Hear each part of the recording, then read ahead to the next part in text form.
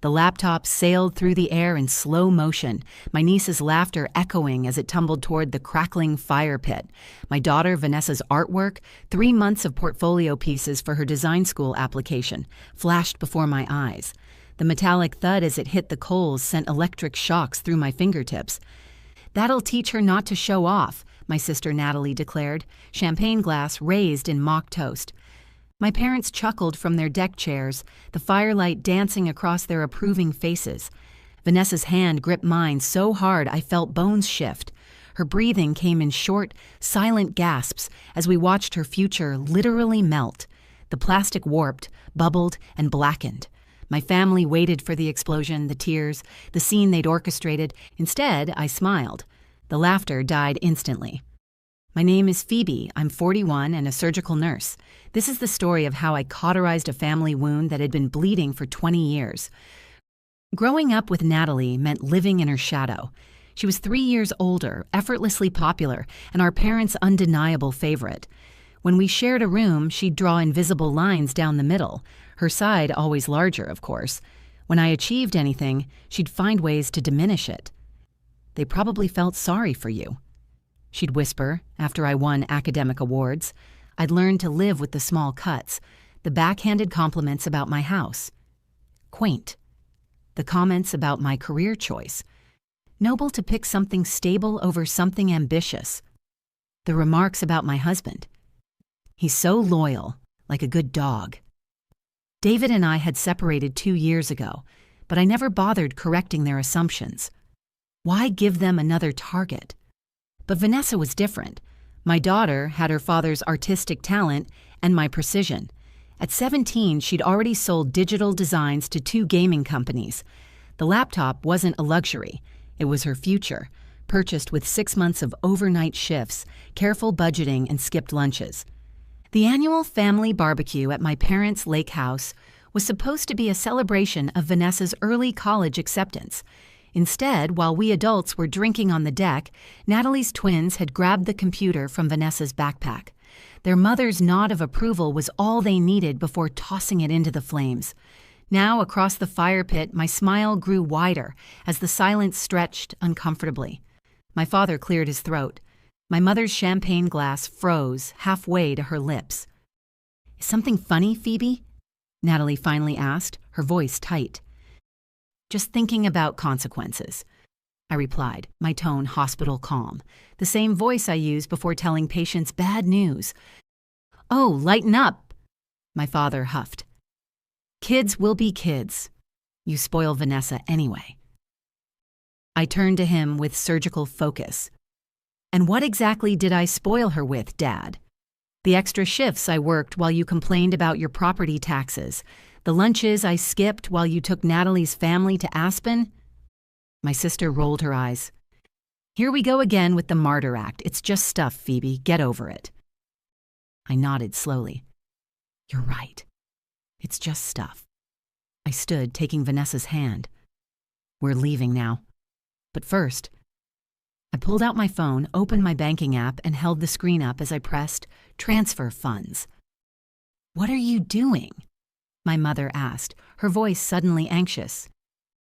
"Transferring the remaining balance of your medical loan to your account," I said. "I've been making payments for 3 years.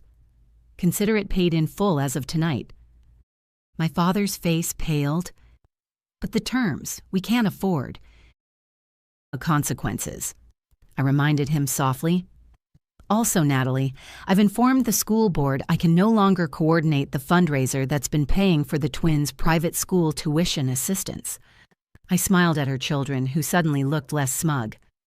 "Perhaps they can earn scholarships on merit."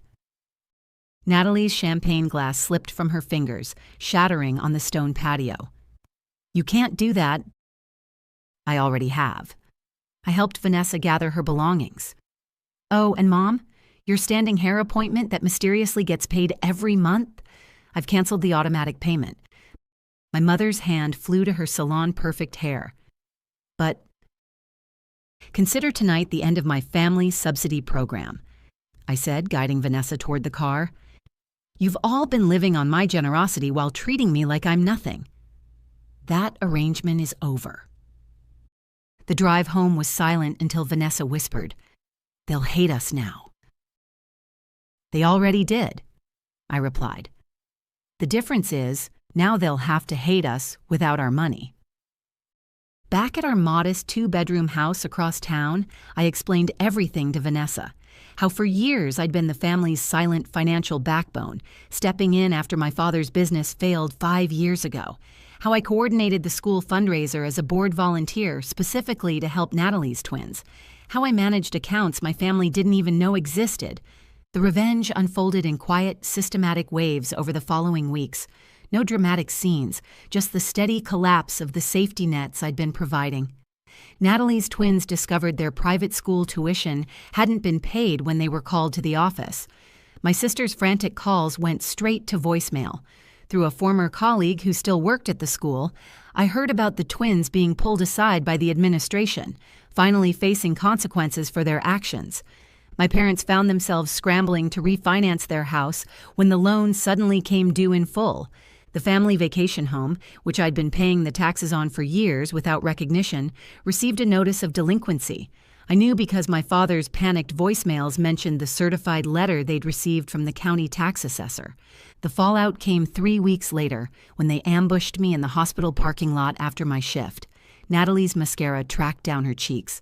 My father leaned heavily on his cane, and my mother stood with her arms crossed, her roots showing for perhaps the first time in 30 years.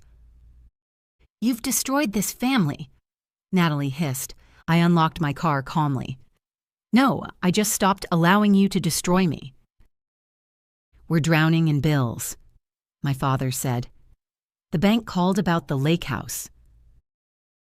"I paid that mortgage for 7 years," I reminded him. "The 7 years you told everyone it was your investment property." "We're family," my mother insisted. "You don't do this to family." I looked at them, really looked, for the first time in decades. "That's exactly my point. You don't do what you did to family. You don't burn your niece's future for entertainment. You don't mock your daughter's achievements. You don't take and take and take without acknowledgement, gratitude, or reciprocity." Natalie stepped forward, desperation replacing anger. "What do you want from us? An apology? Fine, I'm sorry about the stupid laptop."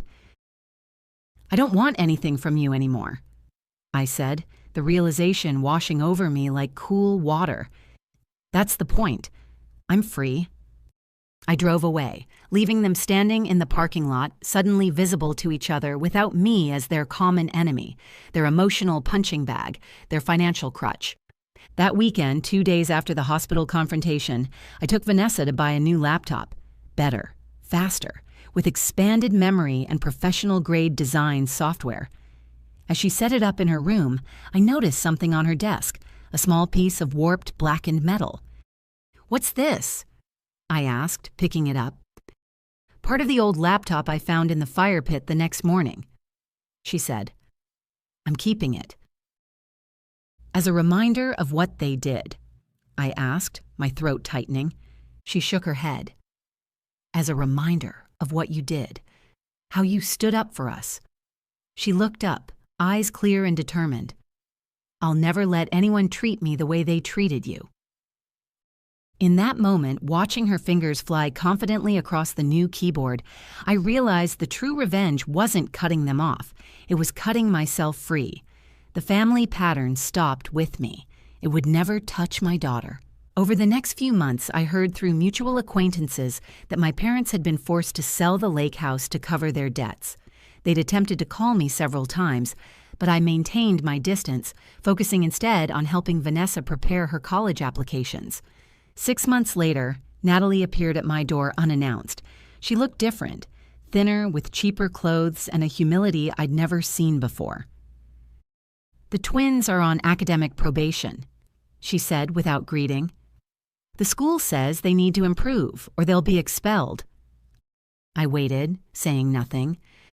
"I can't afford tutors," she continued.